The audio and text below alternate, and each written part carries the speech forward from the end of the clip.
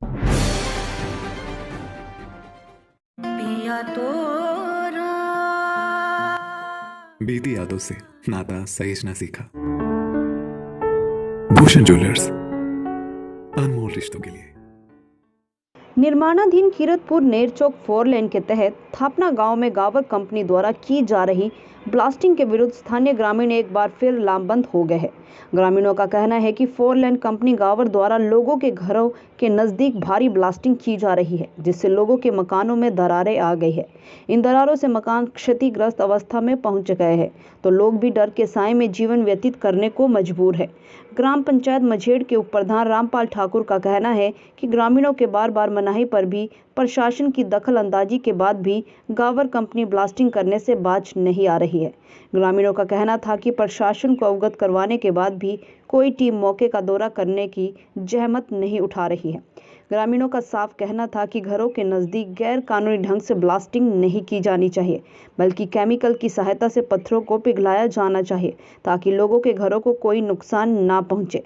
रामपाल ठाकुर ने दो टूक कहा है कि यदि प्रशासन उनकी सुनवाई नहीं करता है तो मजबूरन उन्हें न्यायालय का दरवाजा खटखटाने के लिए मजबूर होना पड़ेगा।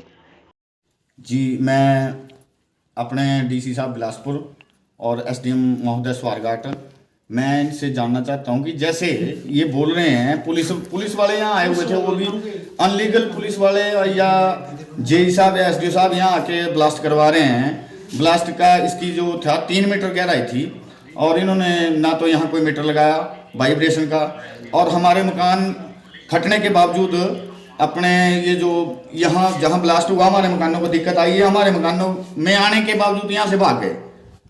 तो मैं ये जानना चाहता हूँ कि डीसी महोदय साहब, जो आपने इनको ब्लास्टिंग की अगर परमिशन दी हुई है तो आपकी जो कमेटी है वो हमारे मकानों को देखने क्यों नहीं आ रही है? कब आएगी वो?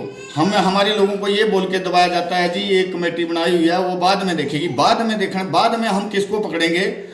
डीसी महोदय, प्रशासन हमें रिटर्न में लिख के दे कि हमारे मकानों को जो क्षति हो रही है, जो मकानों में दरारें आई हुई हैं, उसका क्या प्रावधान है, किस प्रोविजन के तहत करेंगे। हम इन मकानों को छोड़ के इनसे बाहर निकल जाएं या इनके अंदर रहें। अगर भविष्य में हमारे साथ कुछ ऐसा होता है, तो आपने भी देखा है कि मकानों की जो हालत है वो रहने लायक नहीं है, इनमें कभी भी कोई हादसा हो सकता है। तो मेरा आपसे या डीसी साहब महोदय से ये विनम्र निवेदन है कि जो भी है आपकी जो कमेटी आपने गठित की हुई है, मौके पर आप आएँ और हमारे मकानों का निरीक्षण करें और हमें रिटर्न में लिख के दे कि कंपनी इन मकानों को हमें मकान बना के देगी, क्या करेगी। अगर ऐसा नहीं करते हैं आप, तो हमारी मजबूरी है कि पीडब्ल्यूडी जो एसडीओ साहब यहाँ आके ब्लास्टिंग करवा के गए, उनके सामने जेई साहब उनके थे, ब्लास्ट हुआ, वो आए और हमारे मकानों के निरीक्षण करें और इनके एस्टीमेट बना के हमें दे, ताकि हम माननीय न्यायालय जी का दरवाजा खटखटा सके। जय हिंद, जय भारत। जी सर, मेरा नाम दीपचंद है और विलेज थापना। और अपने में जो ये कंपनी वाले ब्लास्टिंग कर रहे हैं, एक गैर कानूनी तरह कर रहे हैं। गांव के नज़दीक, घरों के नज़दीक हमारे को ब्लास्टिंग नहीं चाहिए। हमारे को जो भी पत्थर पिघलने वाला केमिकल है उसको बुलाया जाए। और मेरी प्रशासन से ये दरख्वास्त है कि जो भी ये खतरा है, अगर कोई हादसा हो जाए तो कौन जिम्मेवार है? इसमें ब्लास्टिंग अब की बात नहीं होनी चाहिए। जो भी मकान है, जो भी गरीब आदमी है, हम बार तो मकान बनेंगे नहीं।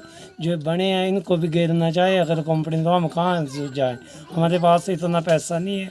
अगर ये ब्लास्टिंग करने से कोई नुकसान होता है तो कंपनी वाले हकदार होंगे इसका जुर्माना देने के। जो मौके पर देखो और इनका जो भी मुआवजा बनता हो दिया जाए पूरे मकान का।